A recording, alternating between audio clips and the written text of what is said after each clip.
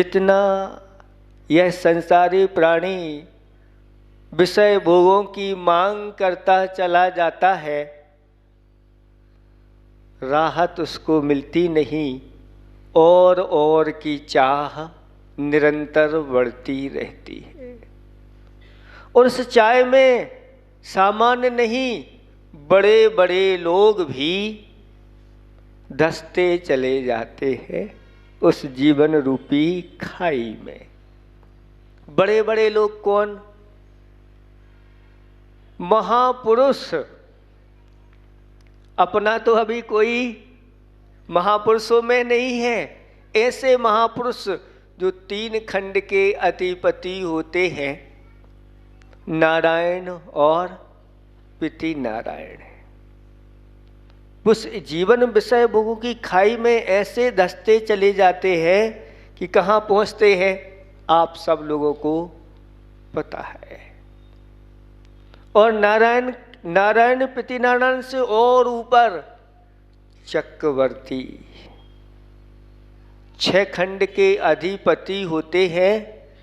और जो इस विषय भोगों की चाहत में राहत नहीं पाते, ऐसे वह चक्रवर्ती 2 चक्रवर्ती भी खाई में चले गए। आचार्य भगवंत पूज्यपाद स्वामी महाराज हुए, उन्होंने ऐसे ग्रंथों की रचना की है जो हमारे शरीर की भी चिकित्सा करते हैं, वचनों की भी चिकित्सा करते हैं और मन की भी चिकित्सा करते हैं, यानी चेतन की भी चिकित्सा करते हैं।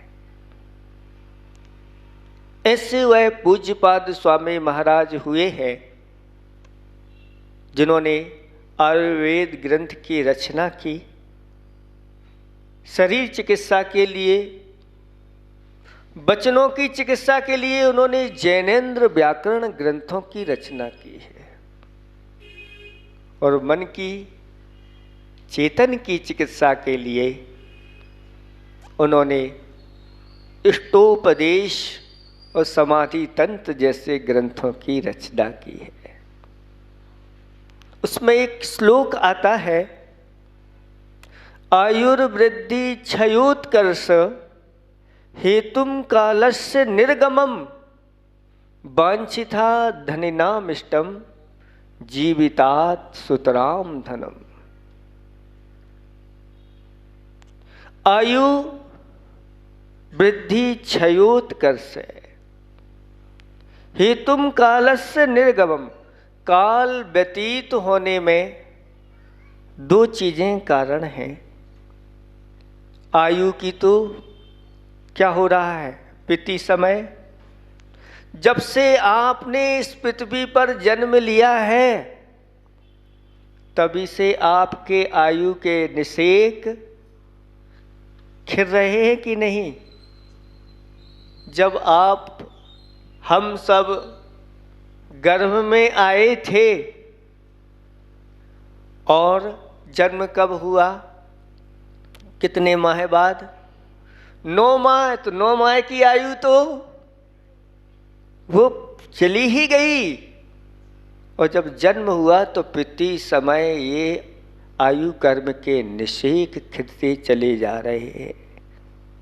एक दिन वो भी आएगा कि अंतिम निषेक भी खिल जाएगा। तो आयु का प्रति समय क्षय होता चला जा रहा है। और वृद्धि माने होता है धन। धन का क्या हो रहा है? उत्कर्ष हो रहा है। हो रहा है कि नहीं? पहले क्या स्थिति थी? 20-25 वर्ष पूर्व क्या स्थिति थी और अब क्या स्थिति है? उत्कर्ष हो रहा है कि नहीं हो रहा है? ये अभी की बात नहीं, हजारों वर्ष पूर्व में आचार्य भगवंत लिख के गए हैं। ये सबकी स्थिति ऐसी बनती है। और 10 साल बाद उसका वह धन कैसा होना है? दूना, डबल होना है। 10 साल बाद डबल हो गया। अब वह कहता है इसका उपयोग नहीं करना, 10 साल बाद और उससे डबल हो जाएगा। फिर और बढ़ता चला जाता है, वह कहता है इसको अभी और रखो, और डबल होने दो।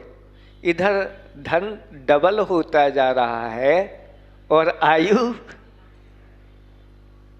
आयु क्षय होती चली जा रही है। ऐसे भी लोग हैं जिनके धन अपने ही देश में नहीं, विदेश में भी जमा है, और वहीं जमा है और वो उनका पता नहीं है कब चले गए। वह धन वहीं के वहीं रखा है। वह डबल भी हो जाए, चौगुना हो जाए, 8 गुना हो जाए, 16 गुना हो जाए, क्या होना है? आयुर्वृद्धि क्षयोत्कर्ष हेतुम कालस्य गरम वांछिताम धन। जिन्हें अपने जीवन से ज्यादा धन प्रिय होता है, वो व्यक्ति धन की ही परवाह करते हैं, अपने जीवन की परवाह नहीं करते। यह संसार की विचित्रता है। इसलिए अपनी ओर भी हमारी दृष्टि जाना चाहिए। ये मनुष्य जीवन हमारे लिए मिला है, अपने कल्याण के लिए मिला है। धन वृद्धि आदि, मकान की वृद्धि आपकी होती रहती है, दुकान की वृद्धि होती रहती है। अगर अपने जीवन में संयम की वृद्धि नहीं हुई तो ऐसी वृद्धियां तो हमने कई बार की हैं। एक कथा सुना करके अपनी बात को विराम दूंगा, क्योंकि कथा ऐसी होती है कि लोगों के अंदर वह उतर जाती है। और महाराज आए थे, कथा सुना के गए थे, वो जीवन पर्यंत भूलते नहीं।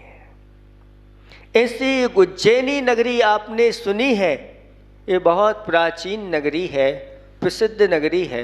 उस उज्जैनी नगरी में एक बहुत धनवान सेठ रहता था, और उसके मन में विचार आया कि ये हमारे पास इतना सारा धन है, वैभव है, क्यों ना हमारा एक ऐसी बहुमंजिलीय मकान हो जो बीच चौराहे पर हो। चारों तरफ से लोग आए तो सबसे पहले दृष्टि उसी पर लोगों की पड़ना चाहिए। और उसने कुशल कारीगर बुला करके एक बहुमंजिलीय मकान तैयार करवाया, और देश विदेश से अनेक चित्रकारों को बुलवाया, और उस पर चित्रकारी प्रारंभ हो गई। चित्रकारी का कार्य चल रहा था। सुबह सुबह का समय था, और वह सेठ ऊपर चढ़ कर के चित्रकारों को बता रहा था, यहाँ पर ऐसा होना चाहिए, ऐसा होना चाहिए। सुबह सुबह सूर्य की रोशनी उन चित्रों पर पड़ रही थी। कुछ खाली चित्र भी थे, लेकिन सूर्य की वह सुनहली किरणें उनको बहुत ही उत्तेजित करती थी, यानी आकर्षित करने वाली थी। और उसी समय उस नगर में एक मुनिराज का प्रवेश हो गया। जैसे सुबह सुबह हमने इन लोगों से कहा था, भैया पहले से नहीं कहो, नहीं महाराज 2 दिन पहले बताओ, लोगों को थोड़े से लगता है कि महाराज आ रहे हैं। तो हमने कहा भैया जब जाना होगा तो बता देंगे, ये महाराज पहले से दे दो तो अच्छा रहता है। और सुबह सुबह ऐसी वर्षा हो गई चौक में, और ऐसा लग रहा था कि पानी कहता है कि यहीं चौक में रहो, कहीं और दूसरे चौक में जाने की जरूरत नहीं है। लेकिन थोड़ी देर बाद पानी रुक गया, और यहाँ का पुण्य तेज था। यहाँ दर्शन प्रभु के मिलना थे, और वहाँ से पानी रुका तो सोचा अब रुकना नहीं, चलो चलते हैं। और सुबह सुबह यहाँ प्रवेश हो गया। ऐसे ही वहाँ भी सुबह सुबह प्रवेश हुआ। और जैसे ही महाराज चौराहे पर आए, सबसे पहले दृष्टि ऊपर बहुमंजिली मकान के ऊपर पड़ गई। वहाँ पर सेठ जी थे। सेठ जी इतने जल्दी नीचे नहीं आ सकते थे। वहीं से महाराज को नमोस्तु बोल दिया और महाराज ने भी उनको देख लिया और देख करके मुस्करा दिया। सेठ जी विचार करते हैं कि इन महाराज से हमारी कोई पहचान नहीं है और इन महाराज ने मुझे देख करके मुस्करा दिया, यानी कुछ तो है, हमारे लिए जानते हैं, पहचानते हैं, ऐसा लगता है। और महाराज वहाँ से विहार करके जिनालय की वंदना की और वहीं बसतिका में जाके ठहर गए। और जब आहारचर्या का समय हुआ, मुनिराज आंखड़ी बना करके आहारचर्या के लिए निकले। वहीं पर सेठ जी का मकान पड़ा। सेठ जी तो धर्म कर्म से बहुत दूर थे, लेकिन सेठानी धर्मपरायणा थी, अपने 6 आवश्यकों का पालन करने वाली थी, शुद्ध भोजन करने वाली थी। उसने शुद्ध भोजन बनाया था और उन मुनिराज का पड़गाहन करने के लिए खड़ी हो गई। सेठ जी वहीं किनारे पर खड़े हुए थे, एक बालक को लिए हुए थे और बालक को बहुत प्रेम कर रहे थे, खिला रहे थे। और महाराज का वहीं से निकलना हुआ और महाराज ने उस दृश्य को देखा। उसी समय बालक ने कुछ सेठ जी के कपड़ों को गीला गीला कर दिया। उस दृश्य को देख कर के मुनिराज ने फिर मुस्करा दिया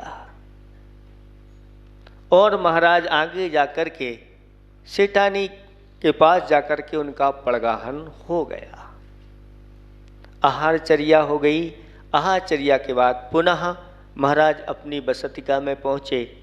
सामायिक की और सामायिक करने के बाद विचार बना लिया कि नगर में जितने जिनालय हैं उन सब जिनालयों के दर्शन करने का भाव बन गया। और दोपहर में जिनालयों की वंदना करने के लिए निकले। और जैसे ही दोपहर होती है तो आप लोगों की क्या खुल जाती हैं? दुकानें खुल जाती हैं। और दुकान खोल करके सेठ जी दुकान पर बैठे हुए थे। महाराज जी का वहाँ से आगमन हो रहा था, लेकिन दुकान के सामने एक दृश्य महाराज को देखने में आ गया कि एक कसाई एक बकरे को लेकर के जा रहा था। लेकिन जैसे ही वह बकरा उस दुकान के सामने पहुंचता है और वह झटका दे करके दुकान के अंदर घुस जाता है।